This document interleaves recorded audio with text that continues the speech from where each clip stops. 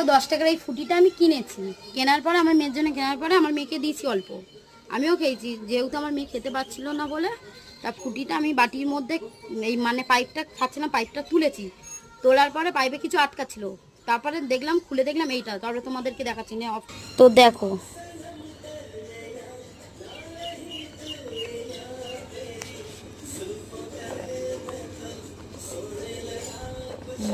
তো এইটা নিয়ে আমি দোকানে গিয়েছিলাম, দোকানে যাওয়ার পরে আমাকে বললো যে ঠিক আছে এটা এই জিনিসটা, তো আমি বললাম ঠিক আছে একটু ছবি তুলি, তা আমাকে দেও, বললো না দেওয়া যাবে না, তার জন্য আমি আবার ওকে 10 টাকা দিয়ে মানে দোকানদারকে 10 টাকা দিয়ে আবার এই ফুটিটা আমাকে কিনতে হচ্ছে, যেহেতু তোমাদেরকে দেখানোর জন্য।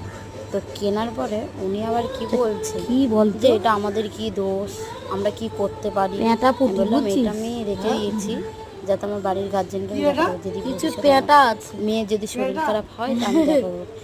ওরা এগুলো বিক্রি করে বলতে গেলেই আবার আমাদের উপরে কথা শোনাবে। কি অবস্থা, 10 টাকার ফুটি, কি করা উচিত এদেরকে? এই সামনের দোকানটা না তাহলে আলোচনা হয় জানিস তো?